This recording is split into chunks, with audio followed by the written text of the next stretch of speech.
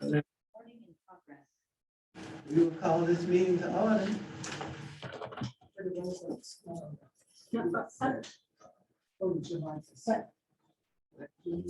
Anyway, no signs.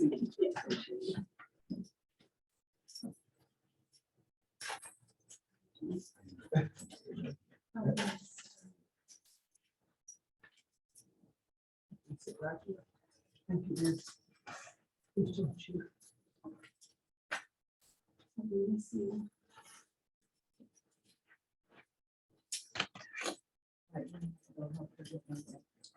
Okay. This meeting is called the Audit 640 or 41. And this is City of Duncanville Audit Committee meeting in person. 541. Thank you. Okay, at 541 is the City of Duncanville Audit Committee meeting in person and via Zoom video conference. Here at Duncanville City Hall Complex on Reed's Evening Road.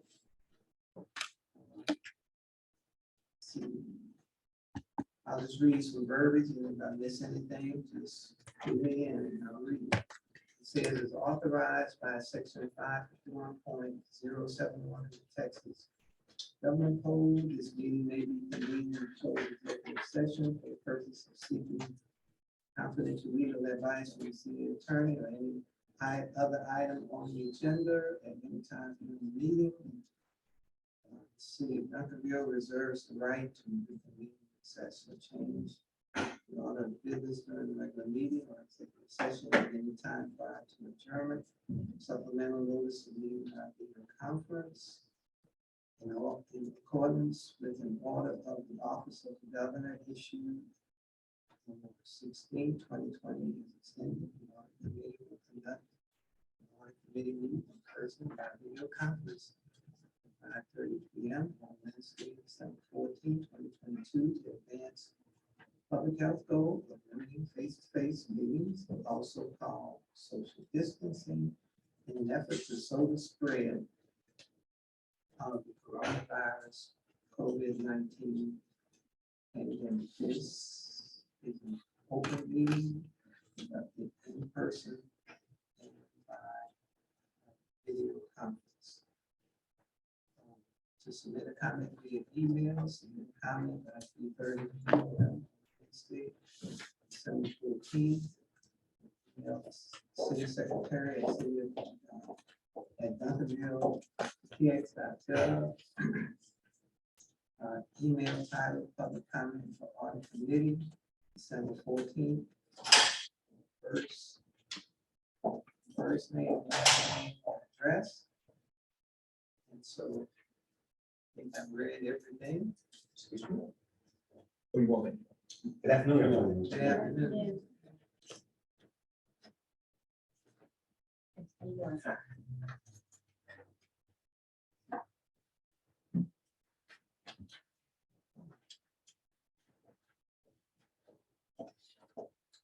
Thank you.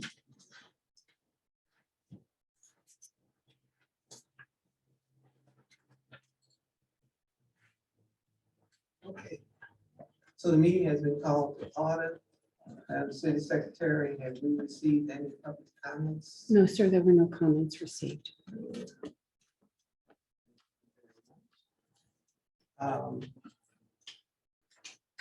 Before we get moving to the agenda, I would like to do a little housekeeping, please. And that is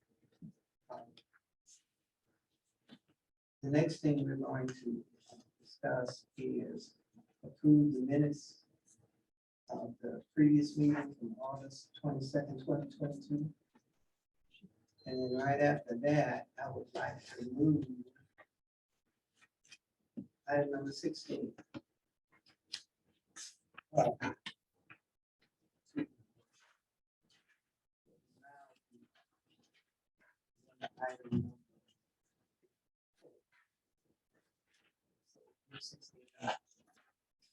After we address 16, then we'll go back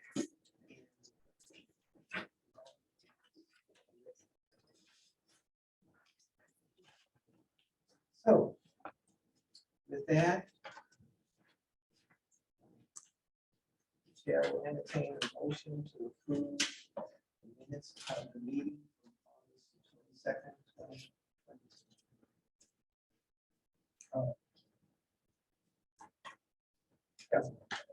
Probably, we had not approved minutes from the previous meeting, so April and May. And We put those on hold. And we did not address those. and we put them on hold pending. Well, I'm sorry. I'm asking. Okay. If I'm recall, and I do have notes to that effect, we put them on hold regarding the comments regarding the internal control management letter, and they were not in written form, and we wanted to see those in written form. I think I made the motion to hold up until we get those in written form. It's more than just that. It's Okay, go all- ahead, say all. Well, go ahead.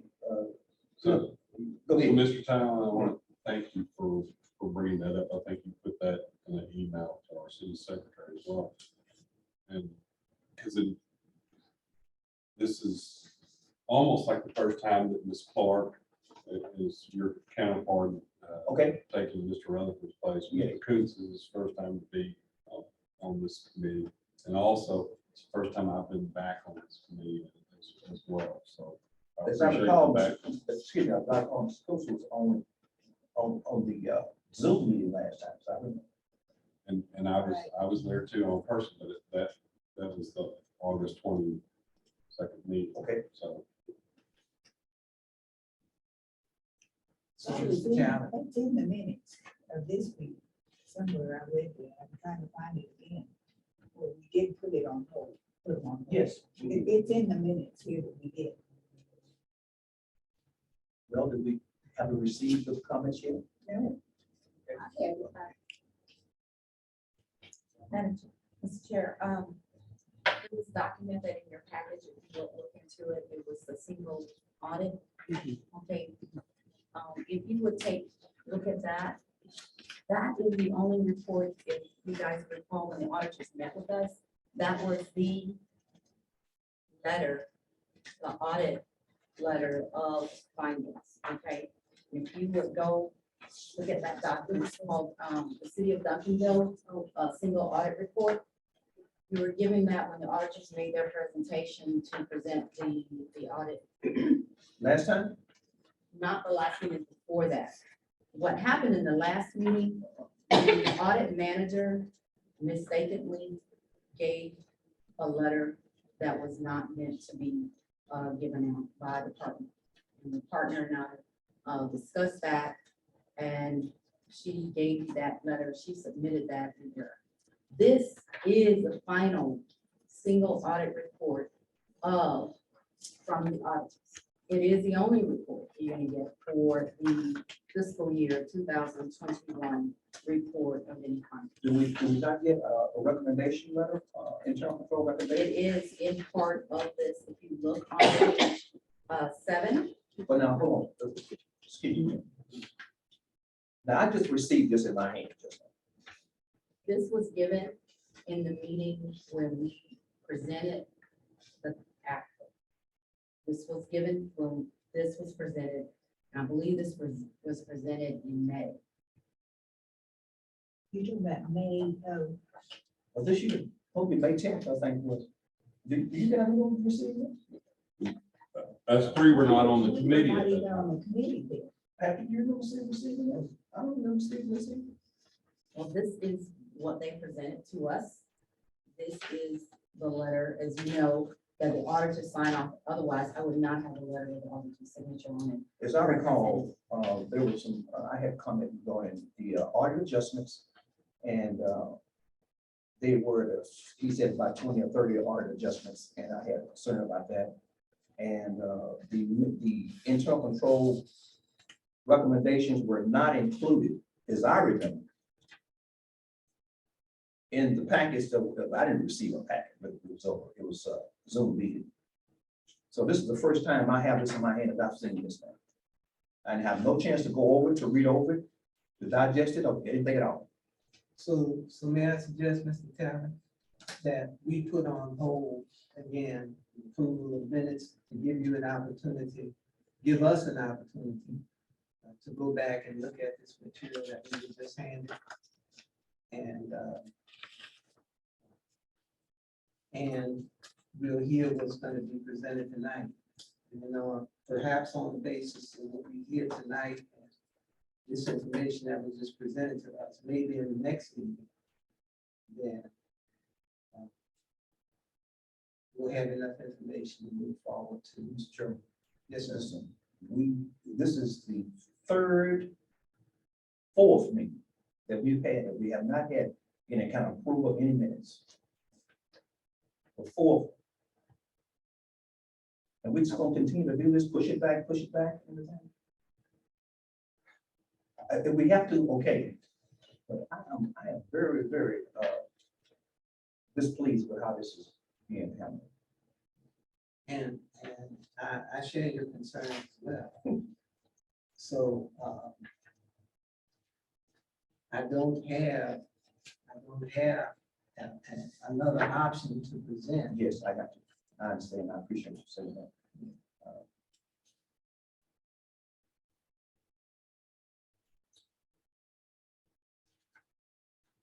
But we can come up with some kind of way to combine these minutes so we can see and document what happened each time. Because my memory serves me is that the auditors came and they have not shared the audit adjustments with the finance department. And they was gonna just run it through, as I remember. Now, you were there, Chief. I was there too, and I remember there being difficulty. And the auditors not having a management letter or any recommendations. And as I recall, the staff didn't have it because they were not in a position to respond. Right. And that was one of the concerns. Yes.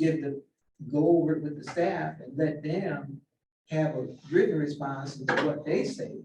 And then we can move forward from that. You said, well, you don't recall that, you remember the conversation we had regarding that? Regarding the response, yes, regarding getting a response to them, because we had a committee meeting with the auditors, and they had not given the staff any information before we actually met with the audit and finance. That was a concern to me, as it was a concern to the committee. And so when we met again, they presented the final with a single audit report that includes any findings that they were going to report. And this is what I can tell you, this is it. There are no other managers, you know, Mr. Harvey, this is what we get. Is when the auditors conclude their auditors and have a chance to go over the findings with the staff, because at that point when we met, we had not had an opportunity to go over any of the comments. So that was negligent on the auditor's part. So when we finally had a chance to meet, because the audit committee wanted to meet prior to that, we went forth with the meeting without actually meeting with the auditors prior to them submitting what they had. Okay, let me make sure I follow you now. Procedures wise. You're saying that it was the auditor's fault. That should it not, should they come through you first to get your approval to have the meeting, to make sure that the committee has all of the documents that we need? Is that not the way it's supposed to work? The audit committee holds meetings, not the staff. Okay. We don't call them. Right, I said, but the auditor is going to present whatever he's going to present. That should go through you to make sure that you agree with what he's going to say. Yes, and because audit committee wanted to meet, we went ahead and met without actually seeing the documentation from the auditors. That is not normal. That is not how it's supposed to go. That was a hesitation on our part as staff, but the audit committee wanted to meet and we met. And that was the meeting on the August 22nd. So when did you receive this? This is as of May 23rd. This was executed on May 23rd. That's what I have in the file, because the file is labeled May 23rd is when we actually got this, and it was executed. There were drafts before that, before staff had even had a chance to see it, and I believe that's drafts or what the audit committee received. No, that is not a draft, that is a final executed. So when did you receive this finally? As I said, May, In May, in May. but we didn't have it in August when we had that meeting.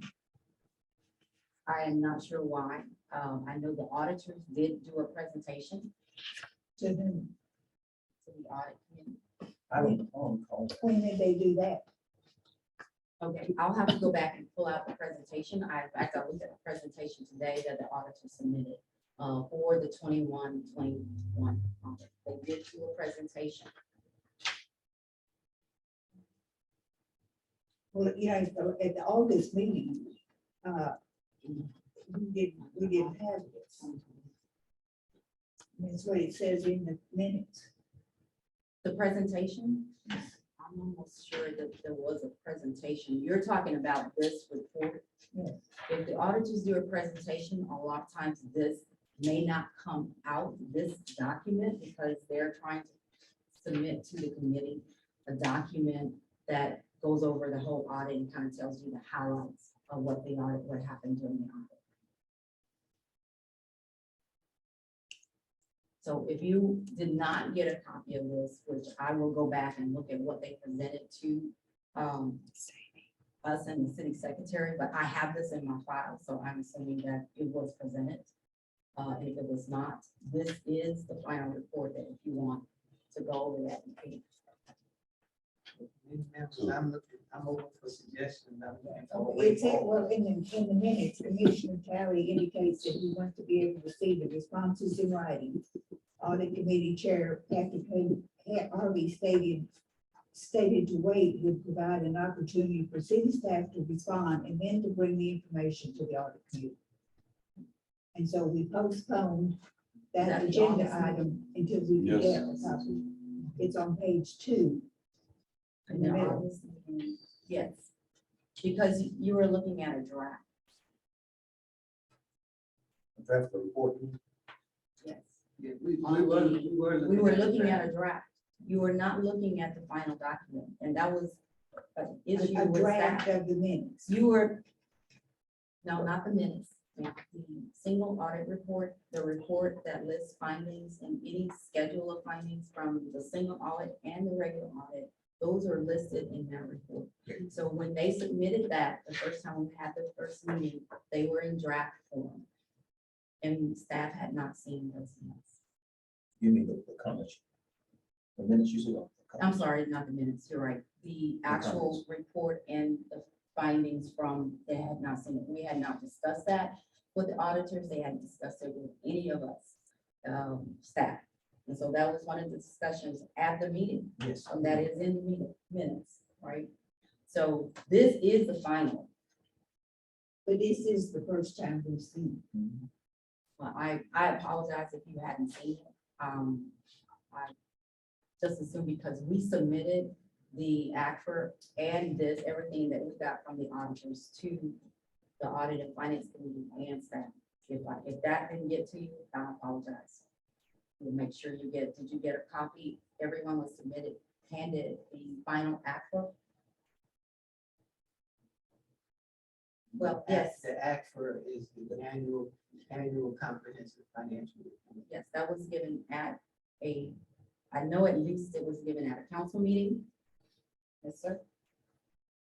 Well, once again, let's make sure you understand how this procedure works.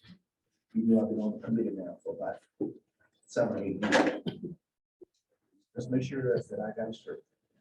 That is, shouldn't the audit report go through your office and we review it before we go to the council?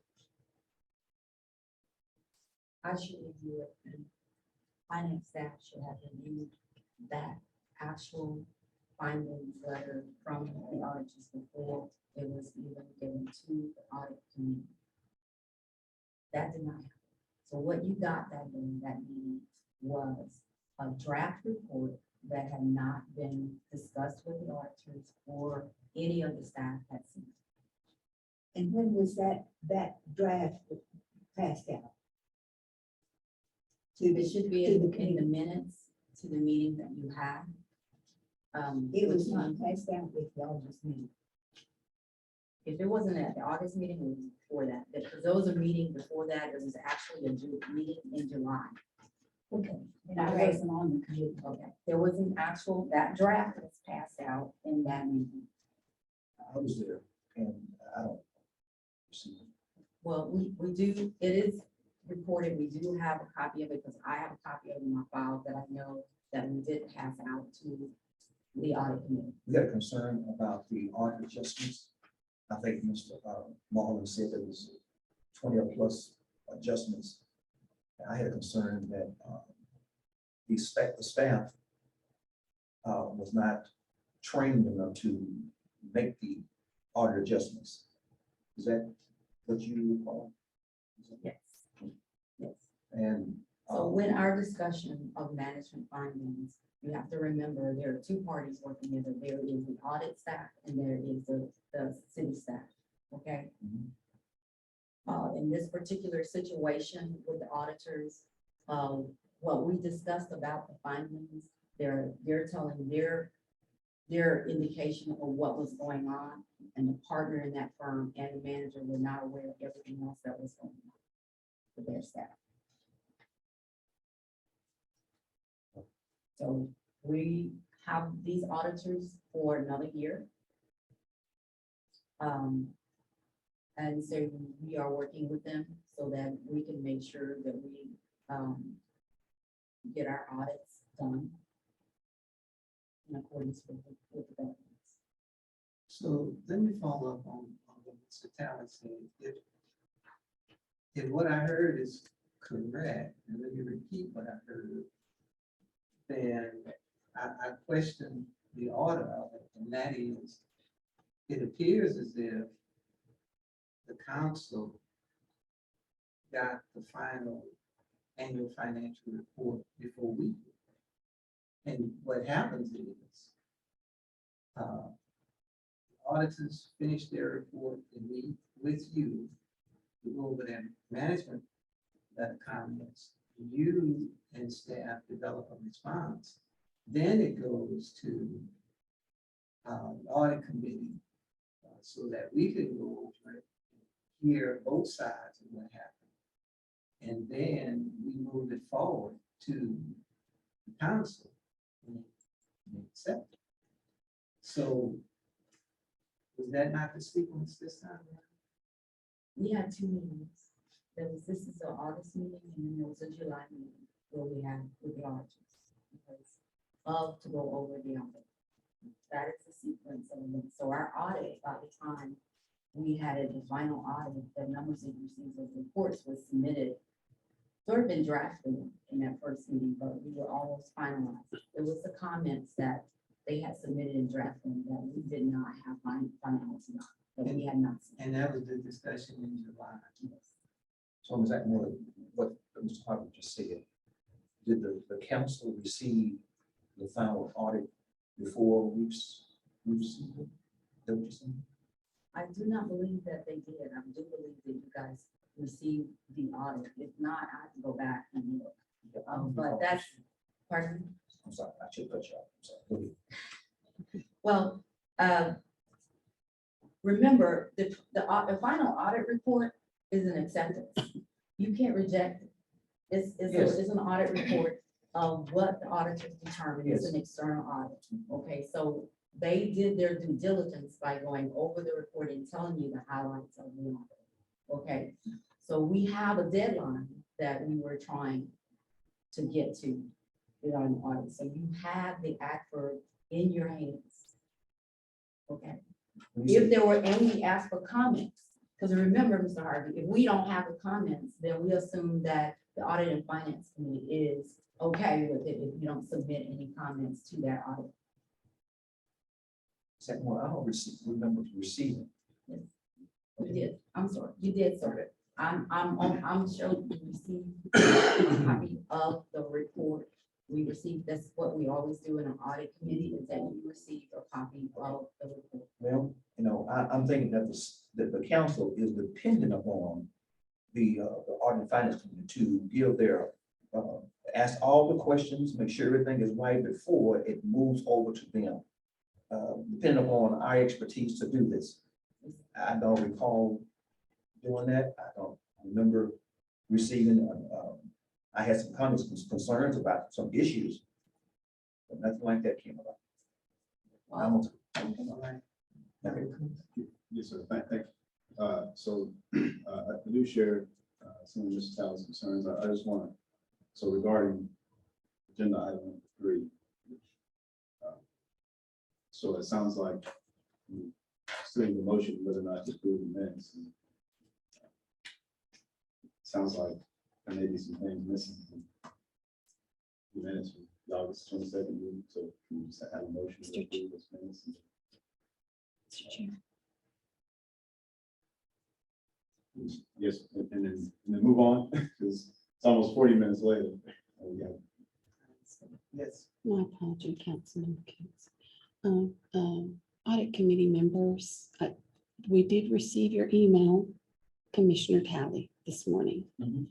And I've spoken with the city attorney regarding your concerns about the minutes and your recommendations for changes or So the improvements. city attorney, you said? Yes, sir, because I wanted to get a clear understanding of how much detail needed to be put into them and so on and so forth.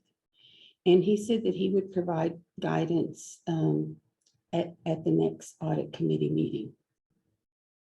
So, Not this one, the next one, but next. yes, sir. Okay. Yes, sir. He was invited this evening, but was not able to make it. Okay. With all due respect. Thank you. Yes. so for the benefit of us, I would like for Director Adina to go back over the notes and just give us the sequence of events that happened, did not happen. When we meet here. And the chair will entertain a motion at this time to either accept or postpone the minutes that presented.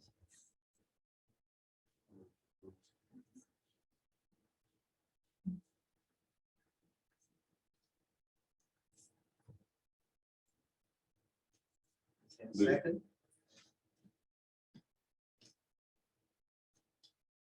No second? So the motion dies for lack of a second.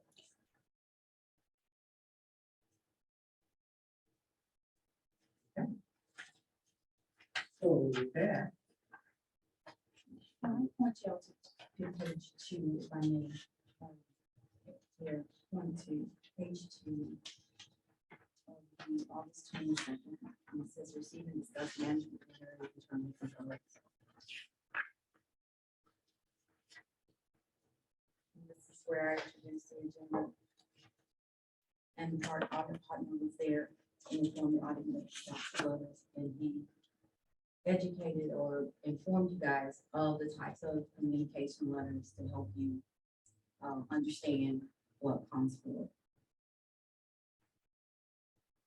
And at that time, he gave you the comments of what he saw as things to be enhanced or with the staff and internal controls. So this is in this meeting. So from this, I assume we had information from the auditor that told us what their concerns were, or what their issues were, or what things that they wanted to audit that is sitting in here. So we also discussed the bank reconciliation process. I'm just walking through this minutes, and we discussed the year-end process, and at that last minute, I remember emphasizing going over what the committee wanted me to come back to them with. This was at your request. And today I'm prepared to go over the things that we talked about at the end of that meeting that you want me to come back to you. Okay. And respectfully, Ms. Atmore, and it was our first meeting, and I'm bringing these three back into it. And I'm looking at the same thing too, that it's kind of, we couldn't do anything, we couldn't do anything, we couldn't do anything, we couldn't do anything, and that's what's littered through here too. Thus, we had a meeting that we were gonna schedule for the 14th, I believe, of September, and then we moved it to the 27th of September. To get information, and that meeting was canceled. And that's where I think we have three people that are kind of confused, and have two people that are confused, and there's a change in the audit committee, there's a change in the sequences, and it's just here. Now, to your point, I agree, we have to move forward somehow. The issue last time that I recall, this tape was the minutes. We did not agree with the minutes, and there were more details requested of the minutes. That was the issue that you wanted to come back to and address. So what we're discussing now regarding the single audit report wasn't on that to come back to. It was basically the minutes were in question about the level of detail. And I think those were the same concerns that Mr. Talley, and even Mr. Rutherford at that time. So, okay. And to me, it's still sitting. Any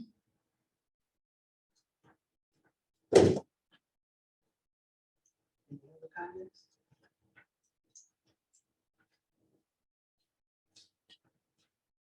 Okay.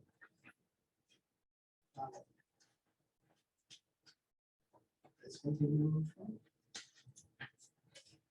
So. Change. On the agenda. Thank you for coming. Is.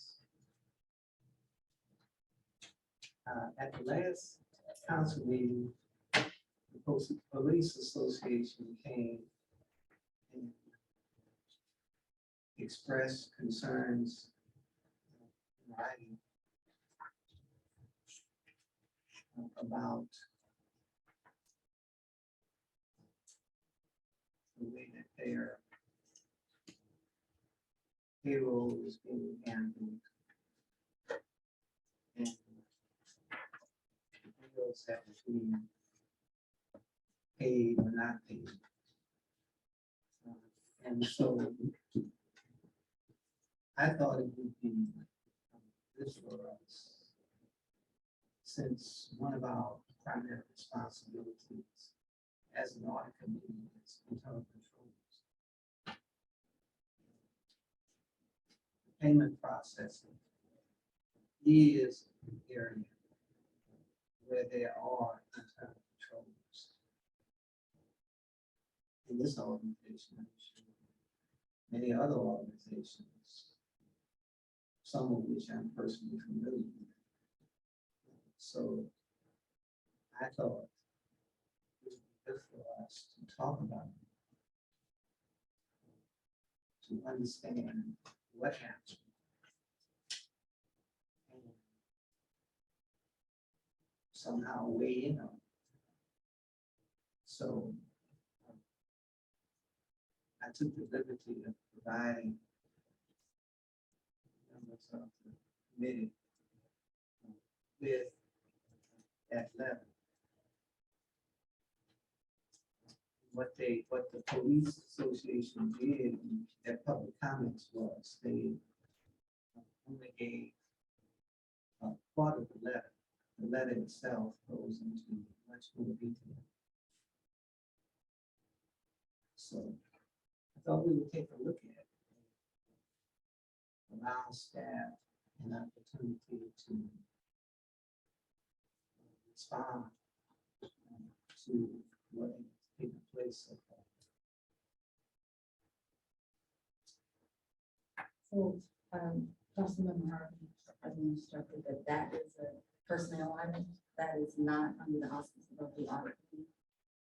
So that will be addressed with the council before it is brought to a subcommittee.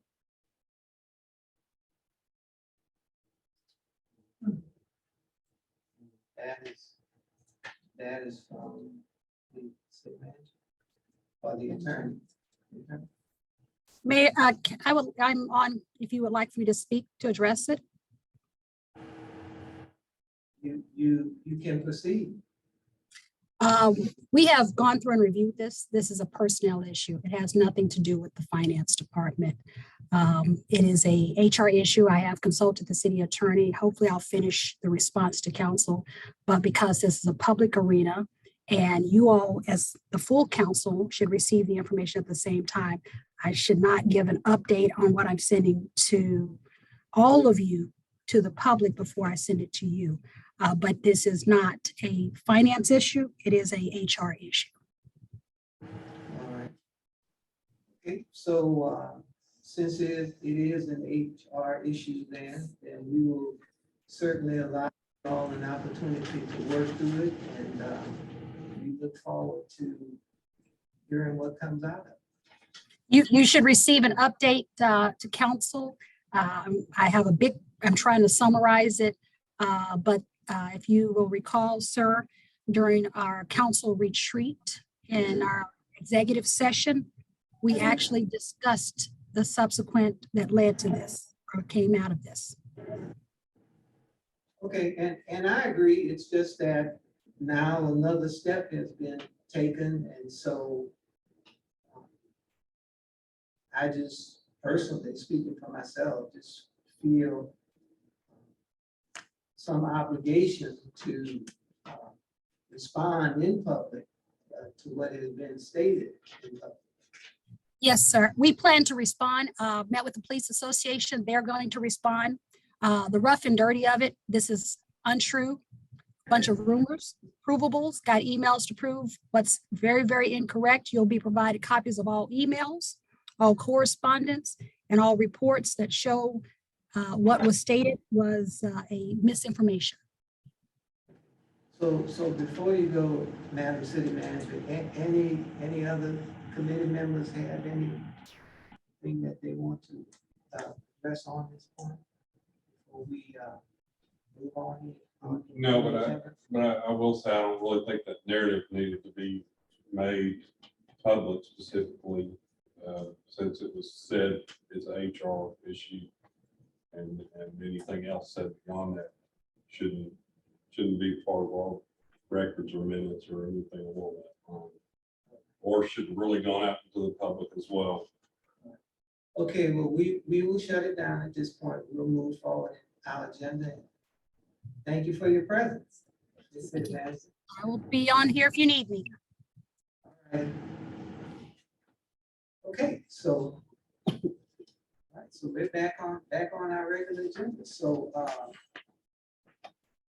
there are some things that we wanted to talk about that are listed here, and so I imagine Mrs. Dean probably be good if you would just share with us what you all have. So you folks, so I'm gonna, I submitted to you in your package is concerns, challenges, and plan of action.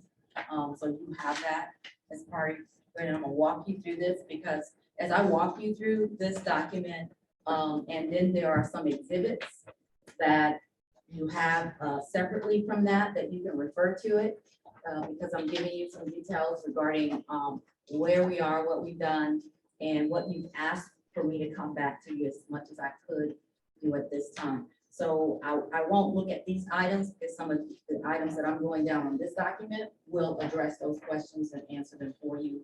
Feel free to ask me questions as I go through, okay? So the last audit committee, you requested, I give you an update, and this is it. However, you know that this year for the fiscal services team has been filled with a lot of challenges, unanticipated things coming up, and a lot of disheartening circumstances because a lot of our, a lot of what we do has taken a false task And we've been having to address issues that are not in the normal course of daily operations of the services staff. So And so, excuse me for interrupting you, but as you go through this, if we have questions, we can just jump right in. yes, sir. All right. Okay. So it's hindered our ability to kind of focus on what we feel is our main focus, and that is to make sure that all the transactions that are run through the city are booked to our general ledger in an accurate and timely fashion. There are some changes. Some of these situations have stimulated some as we've gone through and looked at it. So I'm gonna walk you through. So each item that you have talked about today. So for items 1 through 6, I'm gonna kind of look at what you asked me for in the previous audit committee meeting, okay? And then items 7 and beyond are just some things that we're working on that we want to give you an update on, so that you'll have the information. This may answer a lot of your questions as we go through. So you can ask questions, but as you look on the list, we might get to that and we might go ahead and answer your question. Okay. So first, let's look at, you asked me for an org chart, okay?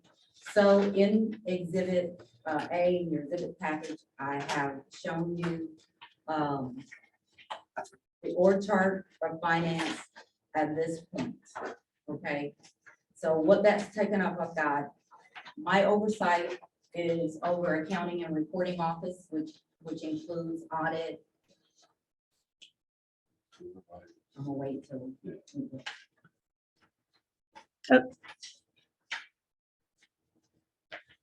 So my responsibility is over the accounting and reporting office, and that includes the audit, purchasing, payables, receivables, revenues, reporting, all the things that go into your general ledger. Also, I'm responsible for procurement, procuring items for the city and according to the Texas Local Government Code. I'm also responsible for the Utility Customer Service Office, which is bills for water and wastewater utility, as well as trash pickup. And then over municipal court, which is responsible for all the fines and fees that we charge for fines that go through to the city.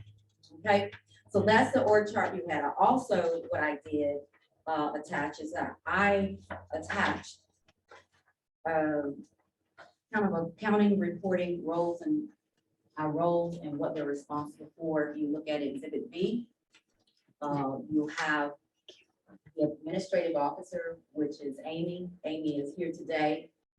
She's the administrative officer for us, and she does a lot of the administrative work, helping out all 3 of the other offices so that we can have continuity of operations and making sure we're not missing things. We have what I call the ARO, Accounting and Reporting Office, because their focus is basically to record all the transactions that happen through the city. And we have Denise Hickman, who is new to the city, and she is new. How many months? 4. I'm sorry, you said her name was what? Denise Denise. Hickman. Okay. And so there are some new faces in accounting and reporting office because we have had some turnover, which has given us a lot of challenges to do the day-to-day operations and also to follow up with anything we need to and making sure that departments are provided the services they needed for things. So this was something that you had asked for. I hope that this meets your request. I also have included my resume. If you look at Exhibit C, behind that, I have Amy Chu's resume as our administrative officer. And also have Denise Hickman. And we have just hired 2 accountants. Senior accountant, Latoya Landisdell, who comes with a vast amount of experience doing AP to all kinds of things. And we've also hired Anthony Spake, who's our accountant. And we have one more personnel that we have hired as a finance tech, okay, that will be coming starting December 19th. So And her question, name is Cynthia McGee. okay, question. So So based on the information that you just presented, how many staffers, when everyone comes on board, how many staffers will be able to participate in payment process? In payment processing, Mhm. actually paying the bills, Mhm. we have, the finance tech is gonna be devoted to paying the bills. We also have the senior accountant is gonna act as a lead. And basically, let me let Denise speak for that because that is gonna become her responsibility to make sure that happens. So I've been with the city since August 1st. And so when I came on board, I've reviewed what I've seen. And what I'm trying to do is develop our staff deep and train across the board, not having one person just do the work. Because what happened was when we lost the financial tech and we lost an accountant, then I was then no longer the fiscal manager. I was the financial tech, I was the accountant, I was the everybody go-to person. For a while there, I was the one person. And so at this rate, when we hired our senior accountant, the first thing I did was train her on how to run AP processes. And so from that note, I'm now training on a part-time basis, the person who's going to come on December 19th, full-time. So then as far as paying the bills, this is not a one-depth office anymore. We're training across the board on identifying what people need to do. Denise, when was the senior accountant? The senior accountant was hired in November. If you will, yeah, if you will look at, there's exhibit E, Exhibit E. exhibit E, after the resumes and stuff. Right. Those are, Okay, so this will tell you when people came in and out. So the senior accountant, you remember Georgia West was the senior accountant. So she came in February 18th. She left August 2022. And Jatoya came in November of 2022.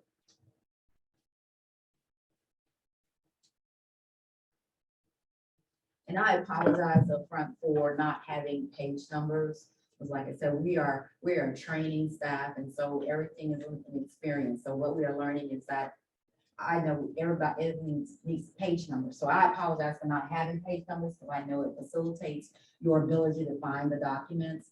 But we wanted to just get something to you so that you can have the opportunity to peruse it and ask questions as we go, okay? Follow-up questions for Ms. Hickey. Your transition to getting up to speed in terms of payment processing and, you know, other duties as well. Does this include written desktop procedures so that heaven forbid something should happen to the primary payment processing person and yourself or some of the other staffers can utilize desktop procedures to move forward? It's a very, very good question, because as we were losing staff, what I relied on or had to rely on were the desktop procedures. We've got procedures that are, and I can tell you right now, that you can turn the page and process the document and functionally move the paperwork through the system, okay? But as the accountant that I am, I need to know more than just I'm turning the page and putting a check out. I need to know the accounting behind the process, because the accounting behind the process also leads me to, I need to do more than get the work done. I need to know that the work and the accounting is great, because those documents, every time we cut a check, there's accounting behind the check. So if I cut the checks and blindly believe that the accounting is good, that's a problem. So yes, there are plenty of documents, because we would not have made it through. I can let you know that now. If you can see how many months or weeks that it was just me in the office to turn the page and get the work done.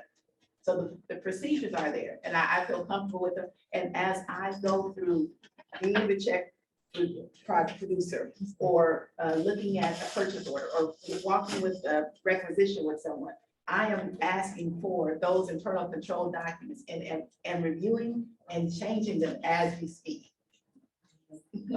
And if you look at Exhibit D, which is behind the one of the last resume,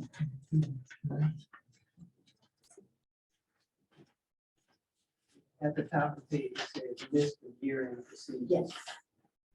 So if you look at that, this is a picture taken of all of the procedures in our funds. Can you move that? Yes, ma'am. Okay. Thank you. Certainly. This is correct. Back the other way. I'm sorry. Oh, up the other way.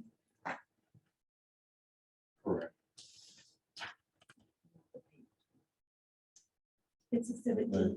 No. D, yes, this right here. The next one. Go, keep more. Exhibit D, yes. So I took a snapshot, two snapshots of different folders on our shared drive where we have logged all these procedures by what they pertain to. You can see bank, accounts receivable, budget, cash, and all these contain all the procedures for this that we've already gotten sitting in our drive so that we can train people in what to do and how to go forward. So these are sitting here. They're also year-end procedures down at the bottom. You'll see where we have certain things in Munis that have to be done at year-end at time for us to close the books and be able to turn a year. Okay, and so these are procedures that we have already in our drive for our staff to access and to turn on. Any questions on those?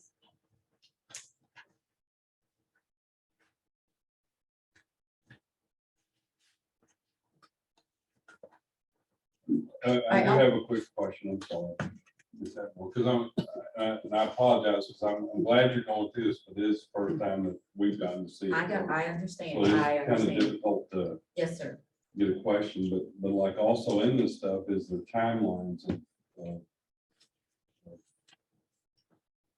it's like, hey, we want to be here at this position, we want to be here at this position, we want to be here at this position. Well, you know, as an accountant, my whole makeup is like, I want things lined up, timelines, when you're gonna get it done, when you're gonna get it done. And I have to tell you that I'm always like, when we gonna get this, when we gonna get it. The thing with a staff that this small, with these many transactions going through, is that when something comes in and interjects that you don't anticipate, then you gotta be flexible with your timeline. So our goal right now is to get people trained. Okay, because I have new staff and we are doing that as quickly as possible. We work long hours because 8 to 5 is not an option. Okay, but I don't want to burn out my staff. This city has typically had a small staffing and we're all doing multiple roles. We're all approving entries at a micro level. And if you don't understand the details of units and how many times I can see one transaction and have to go through several screens in order to approve it. It's amazing that we get stuff done because I may see one transaction, have to go through it 3 times on the screen in one transaction in order to approve it and get it posted to the general manager. And I can tell you in my experience with systems, that's normally not the case. So we have, and I can talk about this later on, but I can tell you that we have challenges with our ERP system. We are working diligently with our IT department in order to look at the configurations, look at the steps we can take and to understand how we can get a process that has the internal control, but yet gives us the flexibility not to be able to go to 4 steps or 4 different screens in order to process one transaction. Okay, so that's one of the challenges that we have, and I'll get into that later on. I'll get into more details and I'll share with you some things that we're doing, some of the other stuff that you asked for, okay? So I will move us on to, you asked for fiscal policies. And I'm sharing with you on the fiscal policy update will be proposed in the upcoming budget process. We did review the policies this year and felt like they would, because of the turnover, that we would address them in this upcoming budget year as I have more staff and focus on that. Get a chance to talk with the audit committee about, you know, fiscal policies and you know, where do we need to fill the gaps in, okay? The other thing, the audit calendar, the auditors are scheduled to come on site Monday, the 19th. They'll be here Monday, the 19th to do the interim. And there's a delay because they will not come on site until we're ready. And when you have virtually a limited staffing, it's hard to bring in auditors because you know it's not going to be good. Okay. So traditionally, and Mr. Talent, you can respond. Traditionally, we in our committee has always had a beginning of audit committee. So, we realize that there's been a lot of changes, a lot of moving parts. But as much as we can maintain our tradition in the way we do things, it makes us more effective as a committee. And so, speaking of myself, and you all can help me by confirming this, we would like to have an opening meeting with the auditors. Now, sounds like they're coming in any day now, right? And we all have our schedules. But at some point, as soon as practical, maybe we need to talk about our schedule because obviously we're gonna have to get together again. Talk about our scheduling in January. We'll have to get through the holidays. And our availability in January to follow up on this stuff, reading stuff we didn't give it tonight. We want an opportunity to weigh in on it. I'm sorry, Mr. Town. No, you can talk. In previous years, we always had audit plan.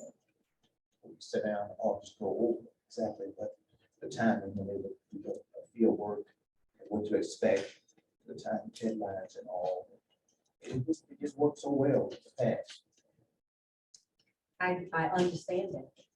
But We are past.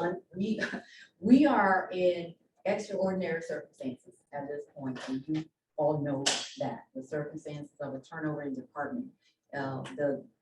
The list of employees that I just showed you when they came out, when they left, and when they went in, you understand that in the midst of this year, we had to make a decision. What I counted on having and pulling us through this on staffing was not working for the city. Okay.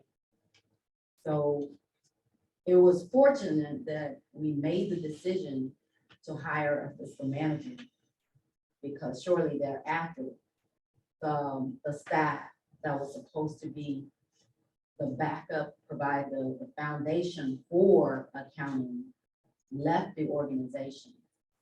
And what you guys may not know is that what we got left with was the person was not diligently doing the role for 2 months before we know. And I appreciate that. However, I'll say that based on what Ms. Vitale explained, it's a conversation between us and the auditor and what the auditor is going to do. I could see such a meeting taking place without a whole lot of staff committee because they're talking to us and, you know, and then we hear what they say and we chime in or whatever, and then, you know, whatever happens after that point will happen. They can come in with one concept, but when they get here, they may have to change everything. Well, that's fine. Then at the end of the audit, we'll have a meeting and they'll tell us, oh yeah, when we talked to you all at the beginning of all that, this is what we thought we were gonna be able to do, what we expected to see. We got in there, you know, it was different from what we expected, different good, different bad. It was different from what we expected, and so we had to make the following changes. And we think the auditors will say, and perhaps staff needs to make the following changes in order to better do whatever, which leads into what Mr. Talley was talking about, the management. And so my point is that I'm of the opinion that we can have that open meeting with the auditors without a whole lot of commitment of time on you all's part. And what we need to get, I'm sensing in the conversation today, we have 3 new members. And we have two people that's with institutional memory who used to doing things a certain way, and it worked for us. It worked for us, it worked for them. And so we kind of want to go back to the way that we do things, because we believe it's effective. Am I right about it, Mr. Talley? So how many meetings did you guys have in the past per year? Just 2. We had one at the beginning, one at the end. Yeah. And so how many meetings have we had this year? We had, You just told the number. I just said 12. I think that was joke. No. So well, yeah, but. you had 4 meetings. Yeah, but again, extraordinary circumstances. So, you know, we've had these meetings, but they've been trying to finalize what was passed. Yeah. And so I'm trying to get us to pivot and get back on track, even though it will technically still be late, but it's better to do that than not at all. Well, this committee has access to the auditors. That's what the audit committee is about. I mean, you have access. In my 30 years of doing this, it has always been the purview of the audit committee to talk to the auditors. And in fact, even if it's staff, a lot of times the auditors want staff involved, but I always have made a point, you need to talk to the committee yourselves. Because, and we leave the room, staff usually leaves the room and let council and the auditors have their conversations. Because that's your privilege as an audit committee. So Councilmember Harvey, that has been my purview since I've been in this field. So I don't know anything different, and even in my work as an auditor, that's what we were allowed to do. So I don't intend on doing anything different. The thing is that when you come into an organization and if you guys want to meet with auditors, feel free. We are not in any way hindering your ability to do that. Mr. Talley. Yes. Actually, tell me this, is it in our responsibility to contact the auditors? Before, we just always met at a certain time, so I'm not sure what the process is. Yeah, you know, and that's a good observation on your part. Yeah, I must admit that somehow, you know, things seem to happen. Yeah.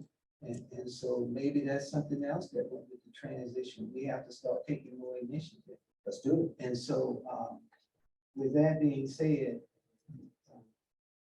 I assume everybody has my contact information. If not, you always send it through council email.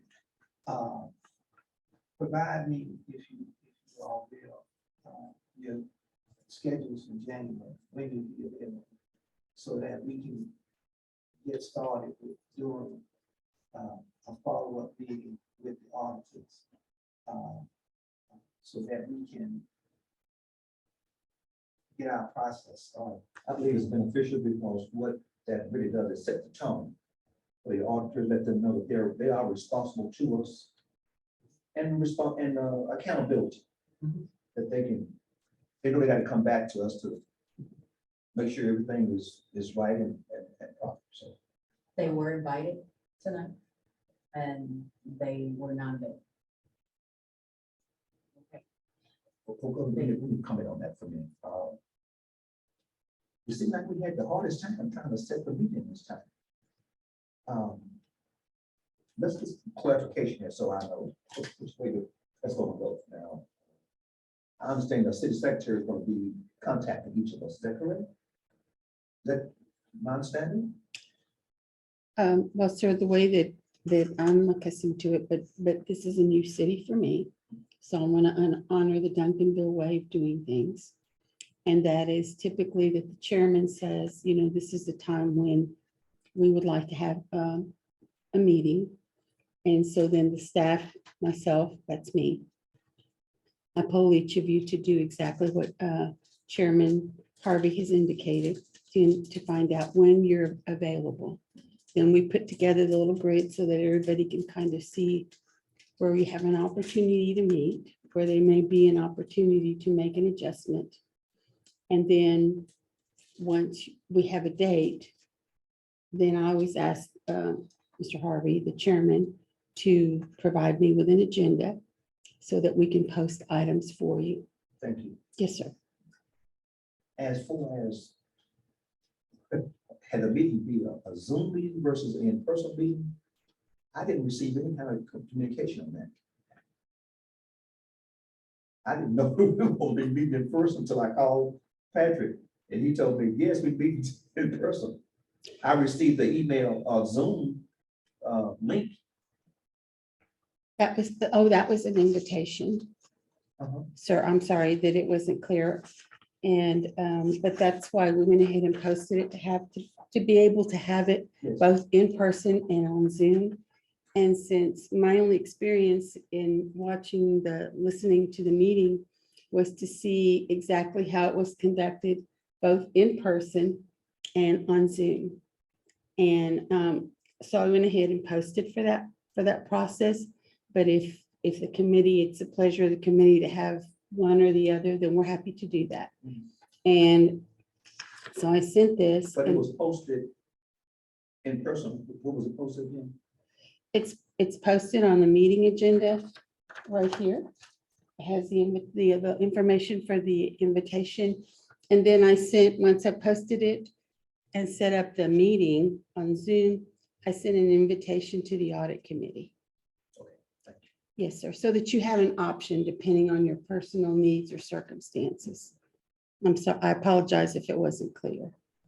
So Jamie, with that being said, based on your explanation, then if you will poll each one of us to see how available it is for January, Okay, and then Mr. Dean, if you will reach out to the auditors and find out who's available.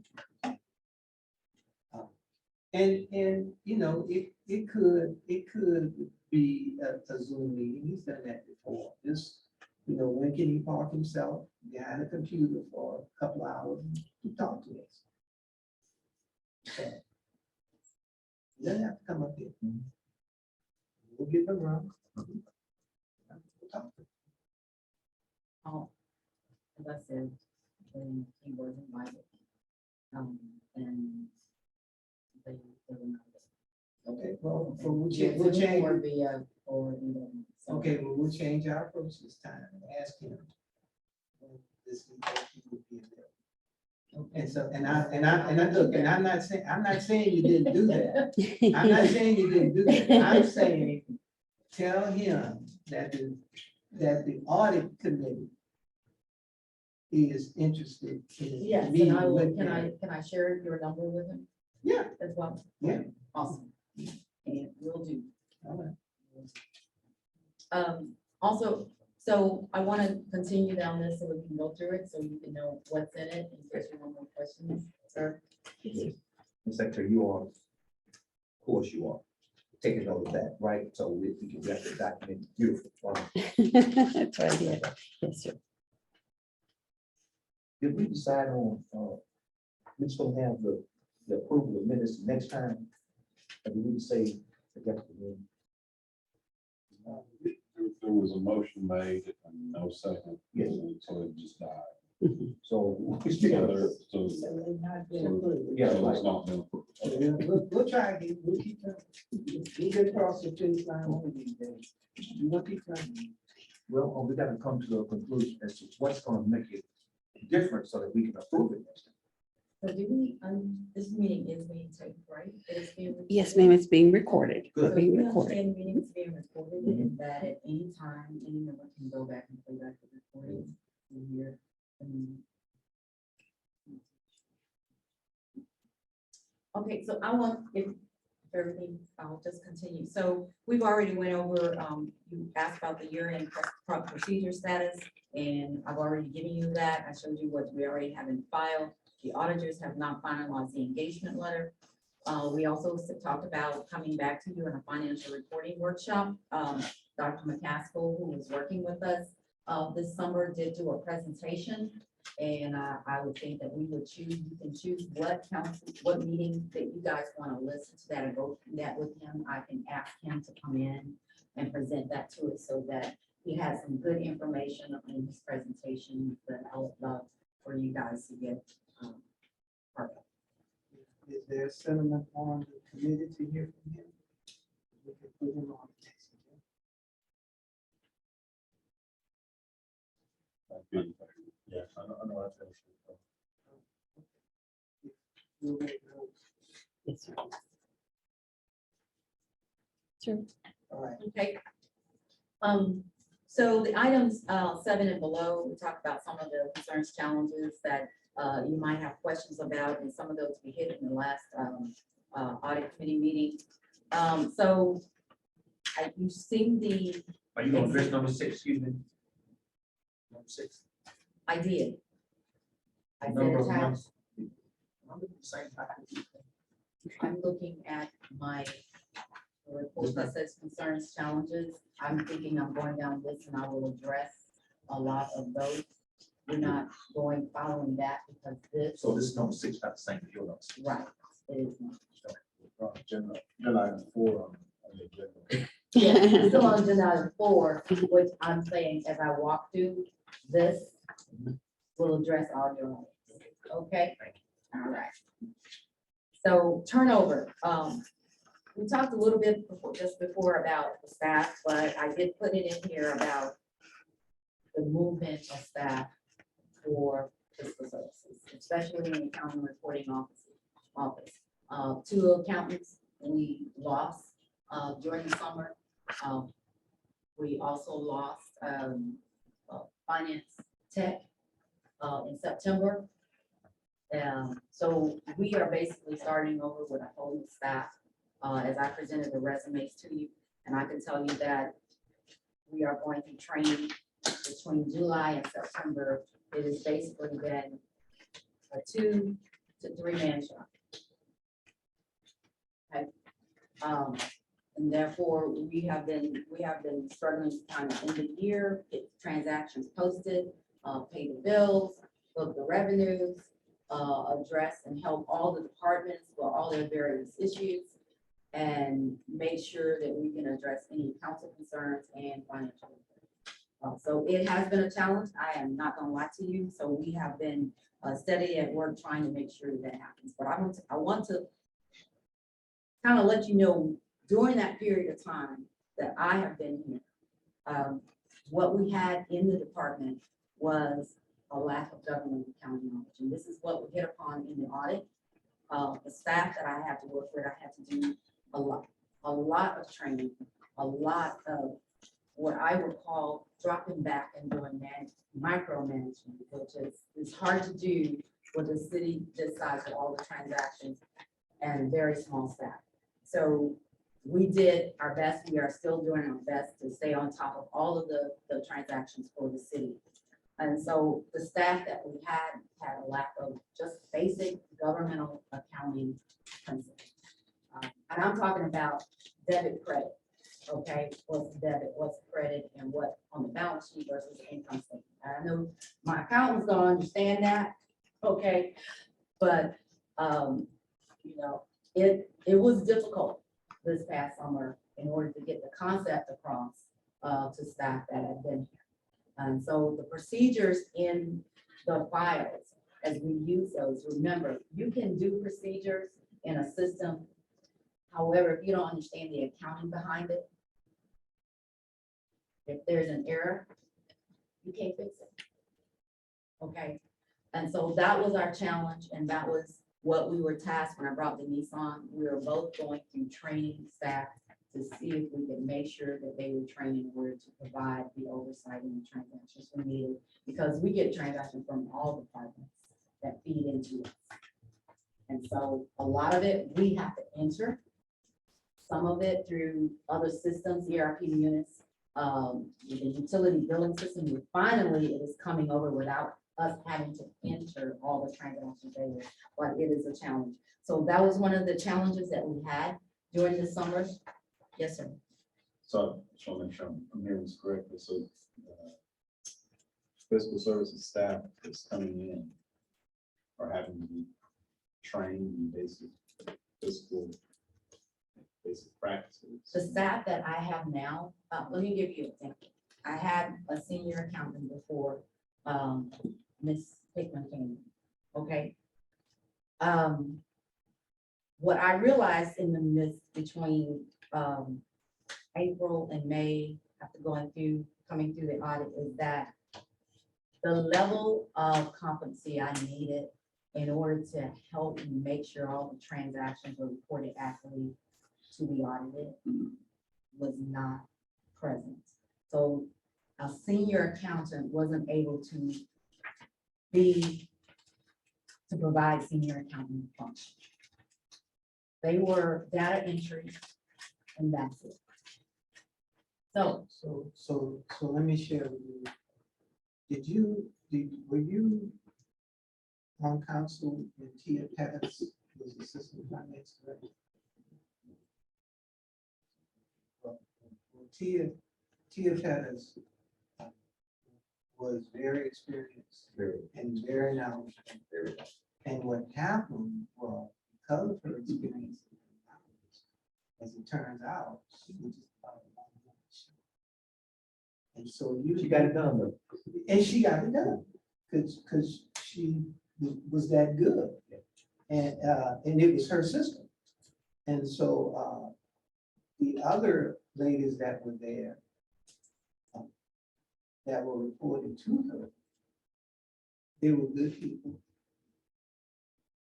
But Tia was doing it all. And so there was no, what's the word I'm looking There was no depth. There was no depth. for? Right, she In did, essence, yes. and these other two ladies were just kind of doing day-to-day transactions. That's the word. So I guess with the staff we're bringing in, I guess we've got We're trying to training in rebuild. place to make sure that.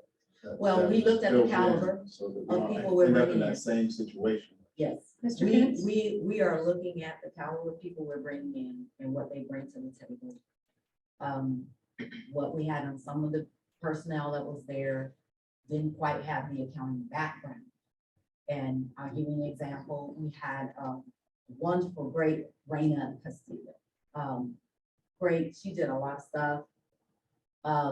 And so because of her reputation of doing a lot of things that help people, we put it out there and say, well, we got the accountant position up, and one of the ladies left as an accountant. We said, well, okay, since you've been doing this, we might want to give you the opportunity. Do you want to try it? And she said, oh yeah, okay, I'll try it. And so we stepped her into an interim accountant position to see if that would work out, because you want to see if you got people on the inside and you know, build morale so that we can build up. If we got people, let's move them up. So when she built into that position, she realized a few months that was not her forte. So we lost her to, it was too much work. And that was one of her comments, is that there was just too much work. And so the oversight also that the senior accountant was supposed to provide that position was not happening. Okay, and so having, you know, as a director dealing with other things, you try to figure out what's going on, and people are telling you, you have to take what your staff is telling you. That's true, right? So that's what we want to believe. So when they tell me, oh yeah, everything's okay, I got it, I know what I'm doing. However, when I go and look at something, happen to review something, and I see this is not right, then I have to push it back, but that person doesn't know how to correct it. So then you spend a lot of time training and saying, hey, okay, let's walk through this. And if you walk into my office, you see I have a dry erase board that I use quite a bit. Because, you know, you have to train people, some people are visual, and you have to show them how this actually should go in order to understand the entrance. And so I did a lot of that. Most of my days were spent doing.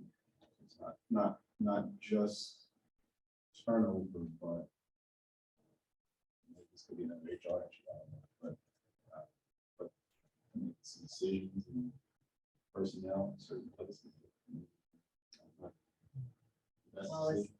Well, it's too late now. I mean, they're, Well, I'm just trying to Yeah. get a picture of yeah, what may have happened. yes, because, you know, the level of competency of staff was at a point where you had that one person providing that competency, okay?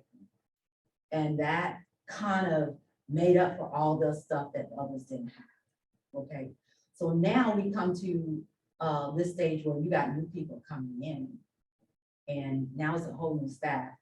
But I've hired a person who has accounting knowledge, who understands the debits and the credit, who understands how to make an error. So we're training them in the foundations from the book and rising up and increasing our depth. Meaning that I do transactions, she does transactions, the accountant's gonna do transactions. So we are all gonna be a backup for each other. And we also did something, I think, different this year when we hired. We also took, we got an outside evaluation of basic accounting knowledge, basic office knowledge, flexibility, some of the qualities that we saw that the city staffers would need in training. And we didn't want just someone who could do the accounting work, sit at the office, do the desk, and not work functionally with all the people, okay? So not only did we interview, not only did we look at the resumes, do our background checks of references, we also used a impartial instrument that wasn't dependent upon Miss Vina's ability or what she thought and what I thought. It was this outside agency that said, hey, we're gonna test these people on Excel, debits and credits, fixed assets, revenue, balance sheet accounts, and give us a rating on what this general knowledge is from outside of the city and outside of our knowledge of what this person is capable of doing. And we looked at the personality fit within the organization to provide us people. We need people, even to do numbers. So, Coach, let me just say that I think the approach they're taking is beneficial, but let me just clarify for you. The staff that we've had before, we had a clean audit, an efficient audit. Everything was, I won't say perfect, but boy, it was pretty close. For years, I've been on the committee now 8 years, maybe almost 10. And every year, and I questioned everything pretty much, and it was together. So one of the biggest pluses, I think, with the city of Duncanville is that we've always had our finances together.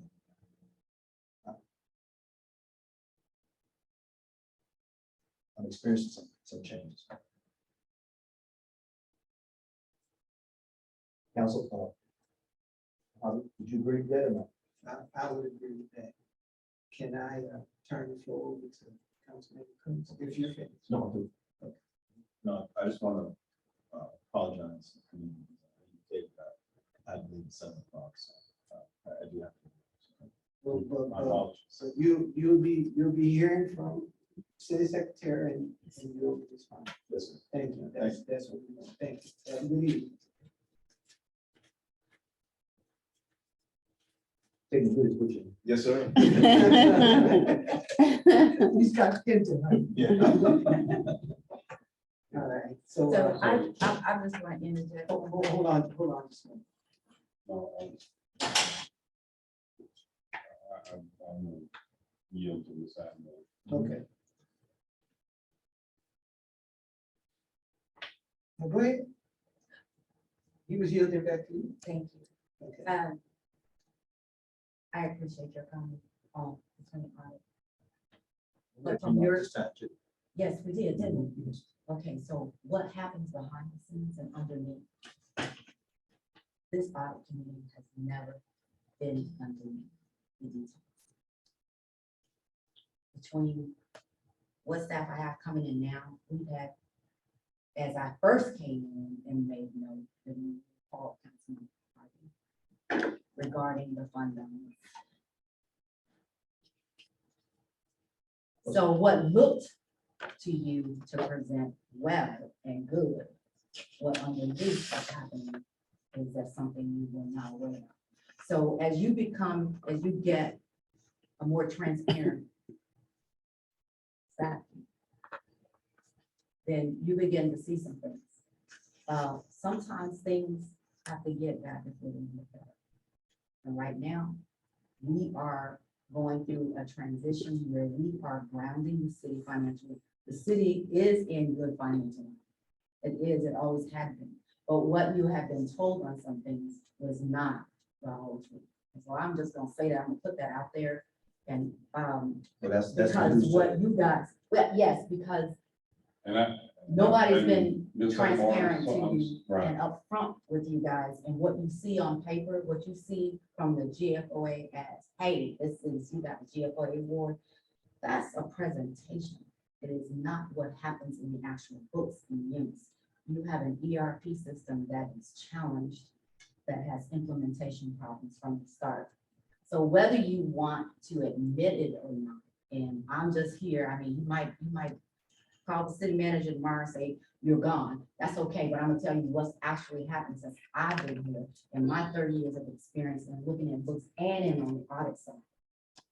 I've seen it all in all kinds of books, just as you have.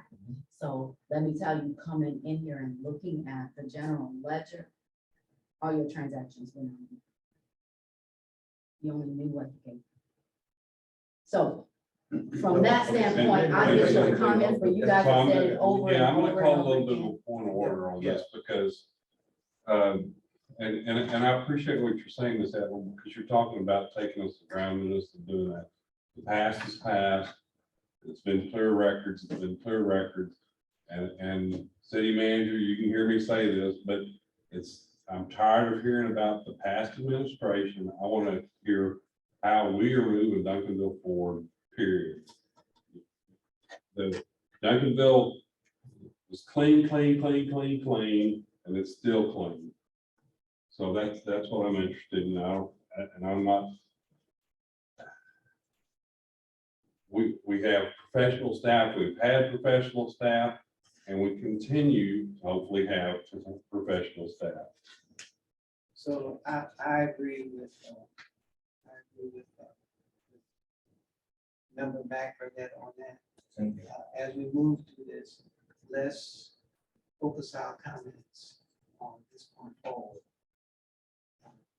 And how we're going to learn how to work together, because in a very real sense, that's what this is. We are learning how to work.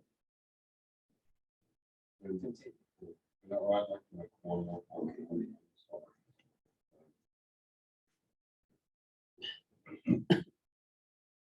Is that this happened more towards Mr. Talley's point in that line, too, is it has been clean. Now, and again, I've been on the audit committee one time previously, early in my years as a council, and I'm back on again. And so when I'm just coming on to something and I'm seeing these minutes and this and this and that, and it's kind of, okay, what it leaves me thinking, what's going on? And it's unclear. I think that's what Mr. Chow's been trying to share, and Mr. Harvey's been trying to share. It's Clark's first time to be on here, and I'm sure it's that same thing as well. But as you said, you are being transparent, you are bringing things and assuring us that we're grounded, and that's what we do want to do. Okay, so I've gone over already some of the training number 8 on this list, and how we plan on training the staff and what requires staff like the training and the transparency. And there was a lot of misinformation within the staff that we had.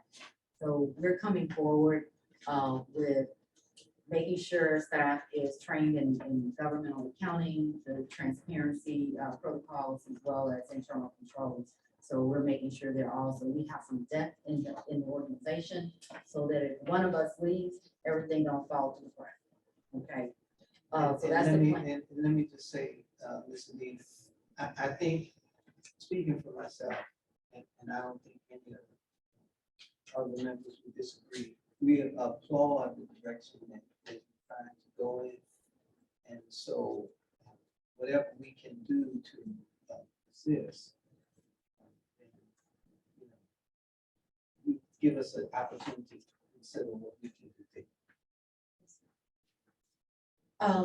You had questioned interfund transfers in one of your meetings, and so I brought that to you. That what we did to make it a little bit more transparent with interfund transfers in Exhibit F, you will see that there is a list of transactions. We redid the interfund transfer so that in the description is the fund that is being transferred to. Because I realized that what people were seeing is that a transfer to here, a transfer to there, didn't say what fund. It looked like it was going outside the city and not inside the city. Because with the city's business with different funds, we do transfer between funds, depending on the circumstances of each fund. Because we're like one city, we have one pot of money, or when one fund may need help, we may transfer, but also we transfer based on what services a fund is providing to another fund. Okay. So we made that clear. That's in Exhibit F. You can see that how we kind of went through and changed descriptions and kind of outlined that. Number 10 on the ERP systems implementation, you're asked about the bank reconciliation process. So this was a big issue in the audit, because what was done prior to and attached in Exhibit G, we gave you some background, we gave you the details of what we've been doing, what was the background and guidance to you on the bank reconciliation process. So let me share with you what we have done. We realized we were doing a manual bank reconciliation. And through the audit process, that manual reconciliation was found to be in error. It was not accurate. And so because the accountant didn't know how to fix it, they made a bunch of entries. Okay. The auditor, we were doing analysis. They have a software that they can do analysis on funds and the accounts. And they went through and did the analysis and said, hey, this is the gap. There's something, the entry is flipped back and forth. So we would have to go through that. I had to work with them myself to make sure that we had that accurate. But the process of the manual process was the problem. Okay, because they're not looking at every individual transaction. They're taking a number and saying, okay, we got about this number here, and we put that in the spreadsheet. We got this number here for deposit, put this in the spreadsheet. And so there months where they made it balance. And if you're an accountant, you know. They made it balance. Who's They the made they? it balance. The accountant who was doing the Okay. reconciliation. That's the they you referred to. Right, Okay. because I had a change in staff during that time period. Okay, an accountant left, another accountant took over. And then the person says, I got it, I know this, you want to believe, they got it, right? So I'm not gonna sit there and say, no, that's not the truth, show me. So when I reviewed the reconciliation, we noticed there was why were you reporting it here? And they didn't know. They do not know. So and consequently, we had to go back and do some analysis. I had to do some deep dives into the GL. Okay, to pull out transactions. I had to work with the auditors because the manager of the audit firm didn't understand what to do with that. So I was dealing with the partner directly. And what you, I'm sorry, Tam, So what you're explaining to us is what happened in the last. in the last audit. Okay. That's what I'm explaining and what the auditor was pointing out, and we had a discussion about, because the conversation was that that manager over that was over our audit did not understand how to review that reconciliation when we have consolidated pool cash funds, which that may be, if you've done that in cities, we have pool cash funds, so you have dual entry. Okay. So anyway, we did that deep dive and to fix that. So we came back, and what you'll see is that we went through Munis because we're not using the in-software bank reconciliation process that comes with Munis. We are not using it. We didn't implement it at the beginning. Did we pay for it? Yes. Yes, sir. We paid for it. It's sitting there. So what we did is we went back to Munis, and it took a while to get them to work with us. I had a week that we spent with one of the technicians in Munis to go back and forth through the bank reconciliation. They couldn't get it to work. So we put cases in, and so when Denise came in, I challenged her, okay, let's see if we can work with Munis to get this work. I don't want to have to buy new software, other software to do a bank reconciliation, but I realize the amount of transactions we have, doing this manually is not going to work. I have too many transactions a month between deposits, invoice, and outgoing in. So we contacted Munis, we put tickets in, we had them all look at this, and we even hired a consultant who has worked for the city of Fort Worth, who is an expert in Munis, has used it at 2 cities to come in and done the bank reconciliation, to come help us fix it. And I will let her tell you kind of what they came up with and what we have done so far. Okay, so when I came on board, I was working with Munis, called them up, and you can put a help ticket in. And so they sent me the documentation. So I just went through the documentation because I have years of implementing other software systems and started changing the flags in our test instance so that I could bring everything into our test instance, as Munis had said, with the help of the consultant and her background of how she implemented the bank reconciliation, which is functioning in the district or city where she's working at now, or where she had worked at. And so she couldn't understand why some of the setup was done in our system the way it was, when documented on the cases that I filed with Munis. They couldn't understand why some of the setup was done in the bank reconciliation that was set up. And so in those instances, they said, well, we can change those flags. Some of those flags I thought we should have been able to change on our own. But they said, no, these are things that are inherent in their setup.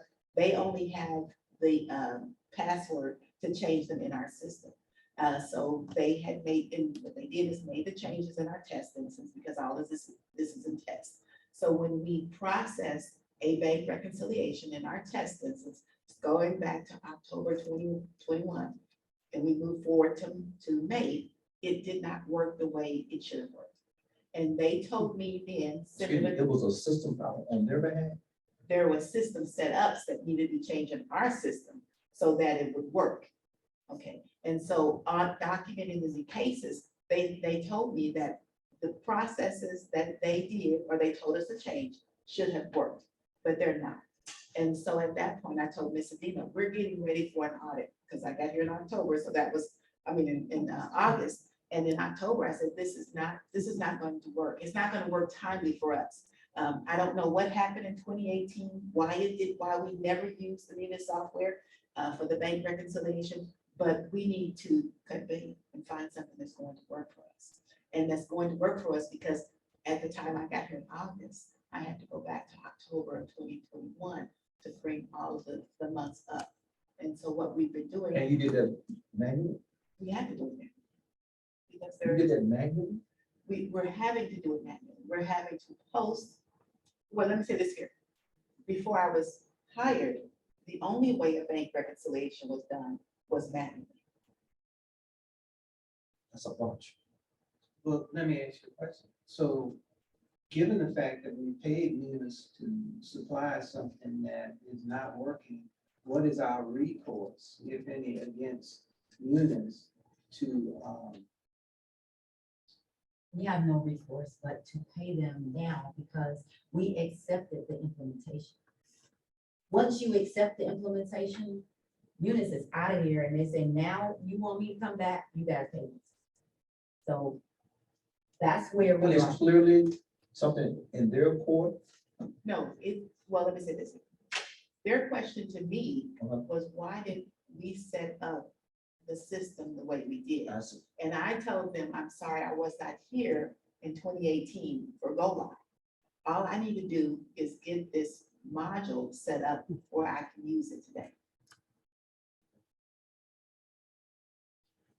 So, yeah, and I don't know what your experience has been, Mr. Talent, but City of Dallas, City of Grand Prairie.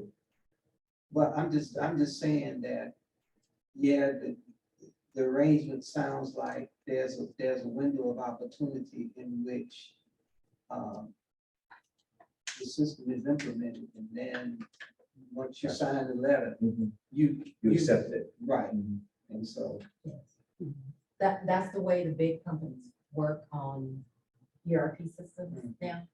And that's why they tell you when they come in implementation, you don't let them go, don't pay them until you have what you want. Once you pay them, out of here, and you take the people out. That has been my experience with all ERP systems. And we're having right now to make do with other enhancements so that we can get the bank. We have to. We have a choice. so if I heard you correctly several moments ago, you said that the auditors are going to come on the 19th. So obviously, the bank reconciliation must be up to date, even though they're being done manually. No, they're not.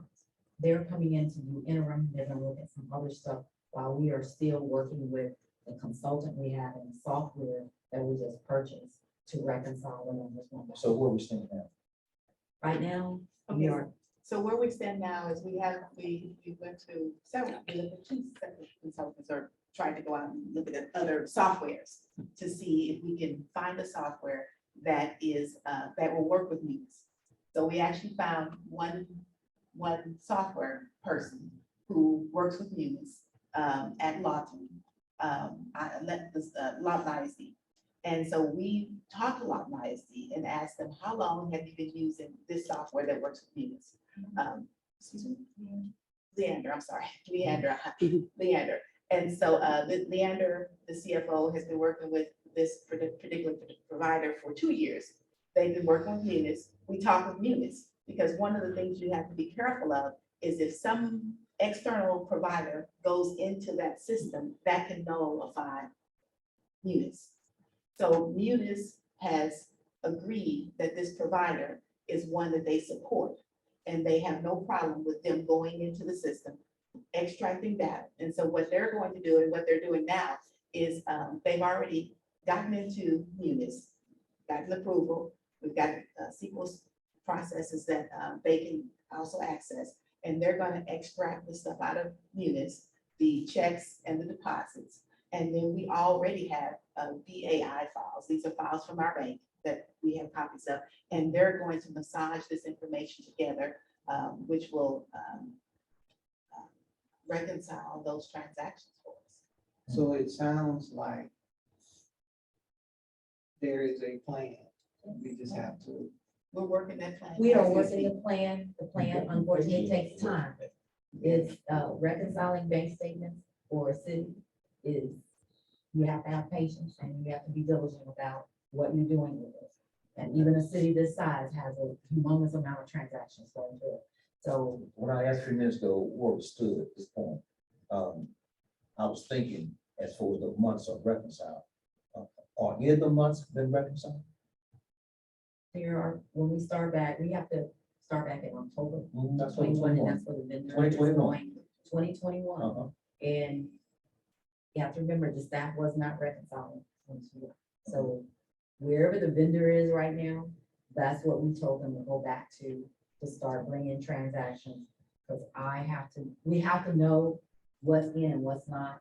And instead of starting him at the end or somewhere in the middle, we started at the beginning of the fiscal year. So at this point, we are on cue to do whatever we need to do to work with the vendor to come forward. And so that's why the auditors are just coming in now, because we have to get this up to par. They have agreed to come in and do the interim work because they have to do that anyway with internal controls and ask some questions and us providing documents that they get normally for the review their operations. So Will you all be able to provide us an update? What we need to do? absolutely. That's on the agenda. Ms. Jane, Yes, sir. okay.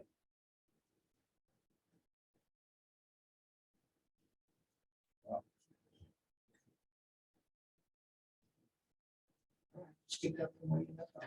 So,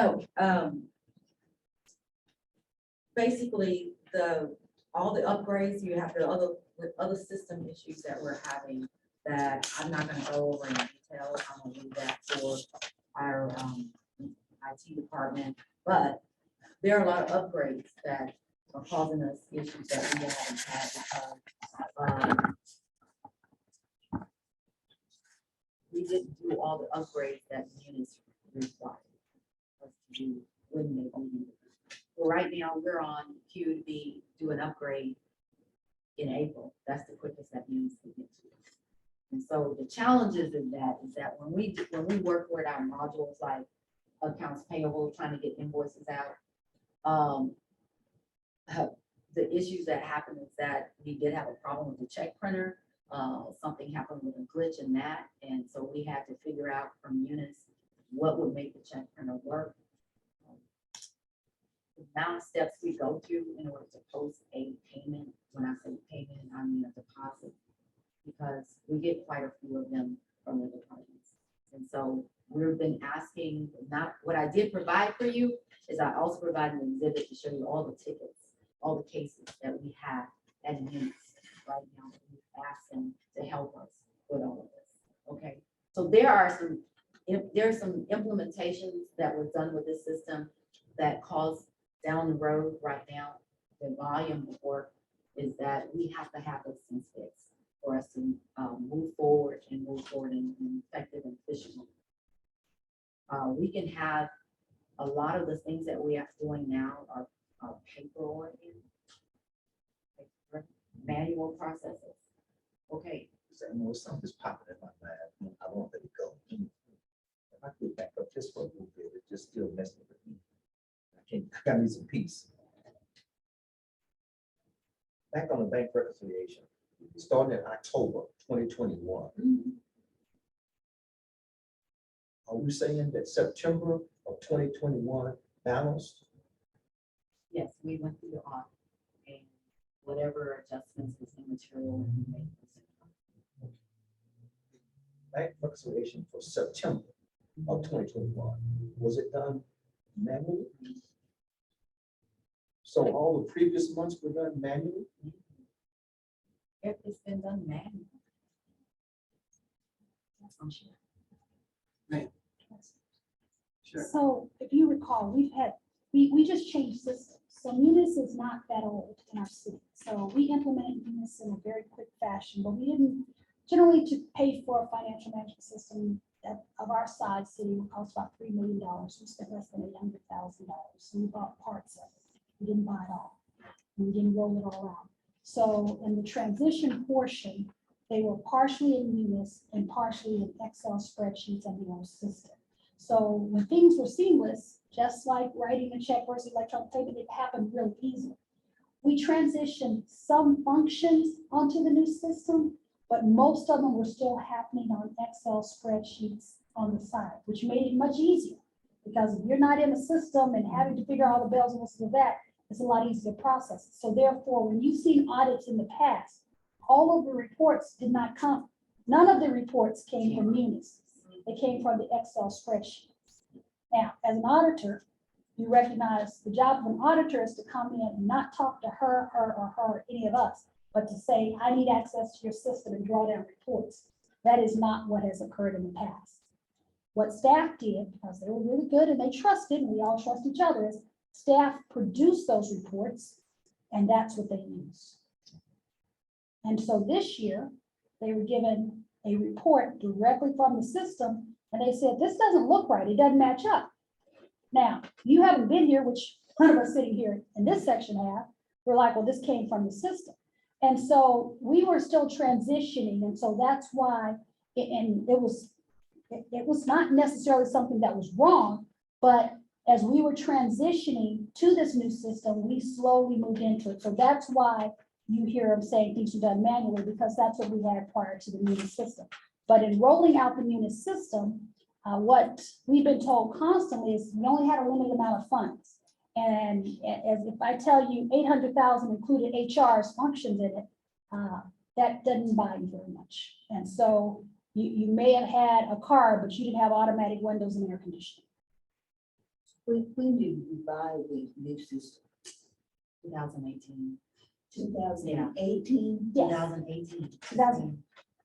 And it was It was rolled out in about 6 operational in months. fiscal year 2019. So in October 2018 is when it, because there was an entry made in the The system. fiscal year ends in September 30th. September 30th. Okay, so we started that October the 1st of 2018. 2018, yes, ma'am. And then you got hit with COVID. Now imagine you implemented a system and then everybody started working from home. So what occurred in this implementation is lots of things moved. We didn't have a lot of funding available, so we didn't purchase all the training. We didn't purchase all the modules, and we did the best we could. And so as we're now starting to move forward with fully staffed, we can buy some of the modules, but we also have to make sure we buy the training, because we have a lot of folks, when you throw in a system, you got to make sure everyone understands it. So that's why you keep hearing us say things were done manually.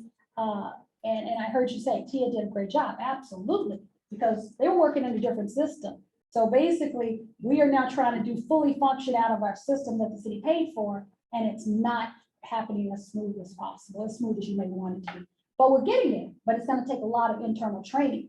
We basically told everybody to figure it out versus training. Now we're like, we're going to have to get the vendor to do training, because not just from our finance staff, but for our internal staff, they're going to need training on how to use the system. And as much as we want to depend on these folks to do it, the experts got to come in and show us what to do. Bam. No, I'm just, kind of shocked. So the rest of what I have listed here goes through, and I think you can read this. We have a plan of action for everything. We have a plan of action. We thought this through. We know what we need to do.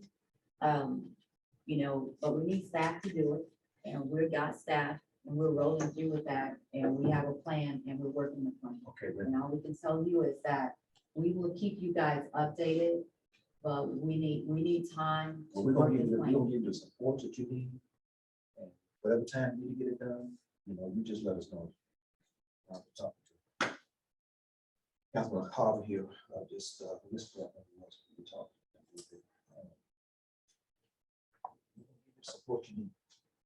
I'm concerned about your staff. I was concerned about myself. But, This is my city. yeah, I get that. I Every really do. city I've been in is, you know, it's somebody's city, and when I come in, I make it my own. And so I want this city to have the best fiscal foundation they can have. And so we have, I believe at this point now, we have the staff to make that happen, and that we have the support to make that happen. Because the city manager has been very supportive of giving us what we need in order to make this go. And so as we come into the next year's budget, I'm hoping to come back to y'all. We are gonna come back to you and give you a positive report on where we are. This does take some time, because there was a lot of things that we're having to, and I say clean up, but just make changes to and fix. Is fix it so that now we can move forward with a better process and more transparency. That's where we are at this point. And I invite you guys to come to fiscal services and walk around. I've been in a city where I've had the audit committee come in and spend the day with accounting and see what we do. I think from that perspective, you need to see what we do. You need to see what your team that's taking in the money and paying the bills is actually doing. And I would love for you guys to come in and do that. That would be, that's great for us. But wait till I get those staff members. I will come tomorrow. No, come tomorrow, no, come tomorrow. All right. So with that, I'm just gonna end and let y'all peruse it, and when we have another meeting, Councilmember Harvey, I'll let you take the lead on that, and I will just keep this updated and please feel free to call and ask me questions, send me an email, ask me questions on what you have. Don't sit here and stew over it and say, I gotta wait till the next audit committee meeting. I answer my email, so send me a question, I'll be happy to try to answer. Are there any other questions? I noticed that you put the resumes of your associates, but I didn't see yours. Oh, well, I just assumed everybody had mine, because I've been here over a year. I'm sorry. I will send out my resume. Yes, ma'am. I would just tell you, Miss Lee, you'll see, I think she's got more behind her name than you know, almost imaginable.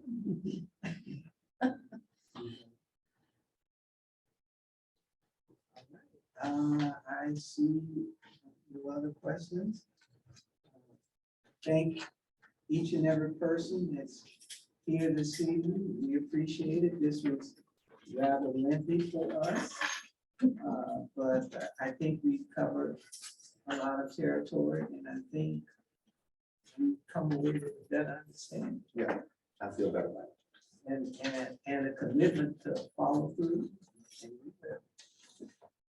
And so with that, I would, ma'am, What is your thinking on the next meeting? Not until January? Or what is your, I what is was, your thinking on that? that's a good question. I'm thinking not before the holidays. I was thinking about December 25th. At your house. Well, that's on a Sunday and I go to church. We all need to go to church. So, Praise the Lord, okay. no, I would say as soon as after the holidays as possible. And are you thinking a day or evening? I mean, the first meeting we had was in the daytime, and then this one turned out to be the evening. Is there any kind of a consensus? Ms. on- Clark, that's what Ms. Willman will be putting together. And I think we'll be able to do that, but to go on back to what you're saying, I heard Mr. Harvey saying, it's like, okay. We want to meet with Audit. Right. Yeah, we will make time for that. But usually the meetings are at night, right? Yeah. Okay. Mr. Chairman, can I get clarification? So is it actually going to be two meetings, the committee with the auditors and then another audit committee meeting? Or were you wanting to have? No, I think we could just have one meeting with the auditors and then you all can give us updates.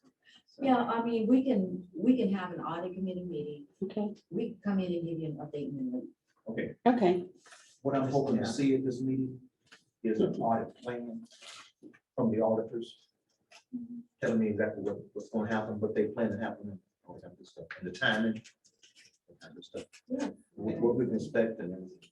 And so if I can piggyback on what Mr. Talley said, if you guys, you'd like to hear specific things from the auditors, if you just shoot me an email, and then I can convey that to the auditors, and that would be the best use of our time.